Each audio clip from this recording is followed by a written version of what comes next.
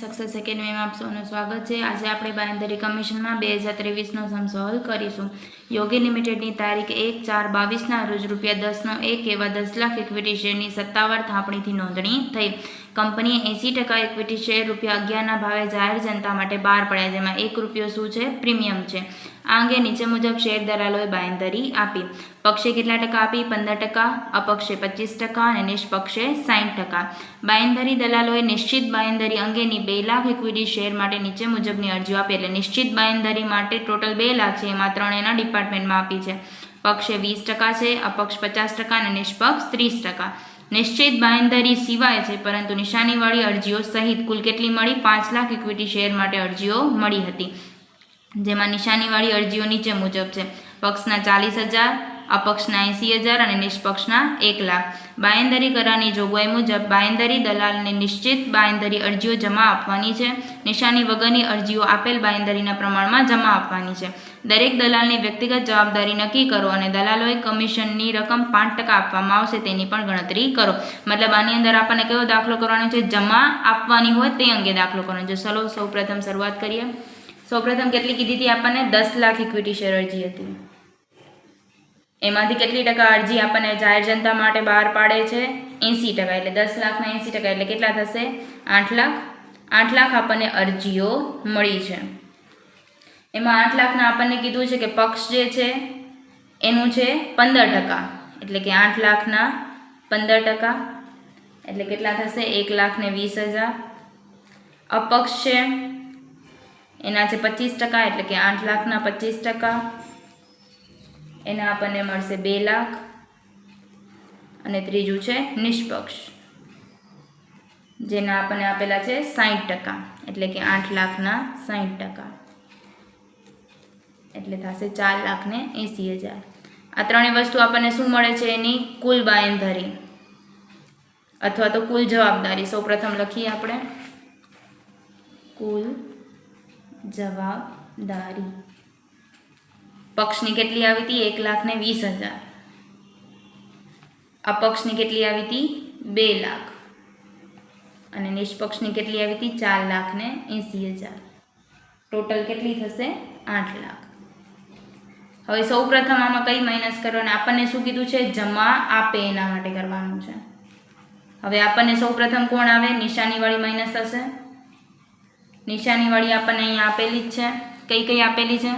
40,000, 80,000 ને 1 લાખ। તો લખી નાખીએ 40,000, 80,000 અને 1 લાખ, એટલે ટોટલ કેટલી થશે? 2,20,000।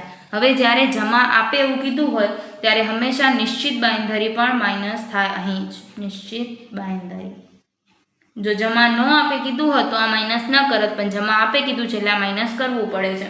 હવે આના માટે પણ રૂલ છે। અહીંયા આપણને આપેલું છે તો નિશ્ચિત બાંહેધરી ટોટલ કેટલી છે? 2 લાખ છે। એમાં પક્ષના 20% છે, અપક્ષના 50% છે અને નિષ્પક્ષના 30% છે। તો આપણે 2 લાખને વહેંચી દઈએ। 2 લાખ છે એના ત્રણેયમાં વહેંચી દઈશું। આને 30% છે, 20%, આના 50% અને આના 30%। તો કેટલી આવશે એની? તો કે પહેલાની 40,000, બીજાની 1 લાખ અને ત્રીજાની 60,000। ટોટલ તો આપણને ખબર જ છે કેટલી છે? 2 લાખ। માઇનસ કરીએ આપણે તો 1,20,000 માંથી 40,000 ને 40,000 માઇનસ કરીએ એટલે કેટલા વધશે? 40,000। ત્યારબાદ 2 લાખમાંથી 80,000 અને 1 લાખ માઇનસ કરીએ એટલે કેટલા વધે? 20,000। ત્યારબાદ 4,80,000 માંથી 1 લાખ ને 60,000 માઇનસ કરીએ એટલે કેટલા વધશે? 3,20,000। 8 લાખમાંથી 2,20,000 ને 2 લાખ માઇનસ કરીએ એટલે કેટલા વધે? 3,80,000।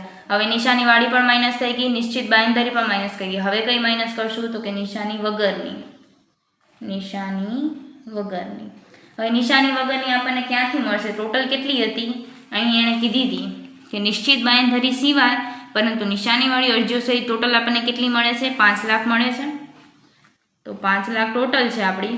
એમાં આપણને ખબર છે કે નિશાનીવાળી કેટલી હતી? 2,20,000। તો આપણે માઇનસ કરીએ 2,20,000।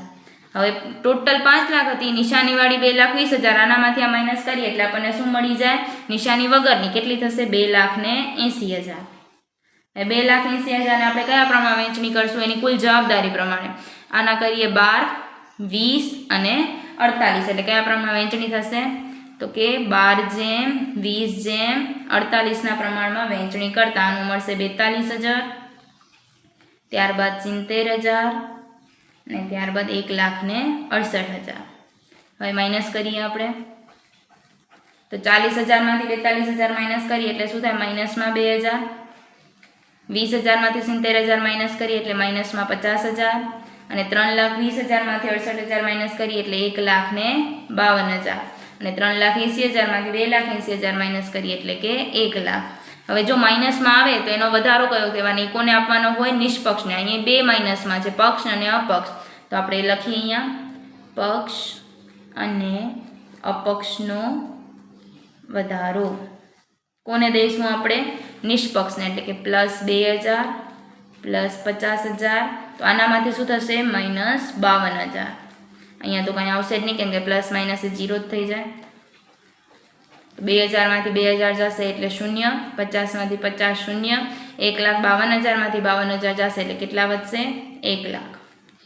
અને અહીંયા પણ આવશે 1 લાખ. હવે છેલ્લે શું કરવાનું હોય તો કે નિશ્ચિત બાંયધરી પ્લસ થાય.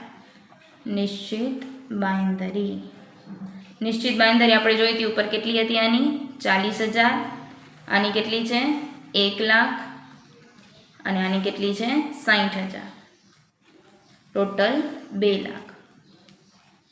સરવાળો કરીએ તો કેટલો આવશે આનો 40,000, આનો આવશે 1 લાખ, આનો આવશે 1,60,000 અને આનો આવશે 3 લાખ. હવે આપણને શું કીધું છે અહીં રકમમાં આપણને આ જે વ્યક્તિગત જવાબદારી નક્કી કરો એ તો આપણે કોષ્ટક બનાવી દીધું. ત્યારબાદ કીધું છે દલાલોને કમિશનની રકમના કેટલા ટકા 5% કમિશન આપવાનું છે. તો ચલો કમિશનની ગણતરી કરીએ. કમિશન માટે ટોટલ આપણને કેટલી અરજીઓ આવી હતી 8 લાખ આવી હતી આપણે જોઈ હતી. તો 8 લાખ ગુણ્યા પ્રીમિયમ સહિત લેવાનું એટલે કેટલા આવશે પ્રીમિયમ સહિત આપણે 11 હતી રકમ એટલે 8 લાખના 11 એટલે કે 88 લાખ. કેટલા ટકા કમિશન આપવાનું કીધું એને 5%. તો 88 લાખના 5% એટલે કેટલા આવશે 4,40,000. હવે આ ત્રણેયને કયા પ્રમાણમાં વેચવાનું હોય તો એના મૂડીના પ્રમાણમાં જે આપણે અહીં જોયું હતું લખ્યું હતું 12/20/48, 12/20/48.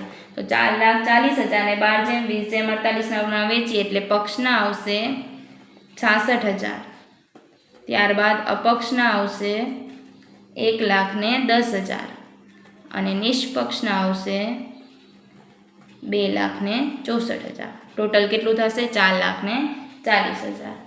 Thank you.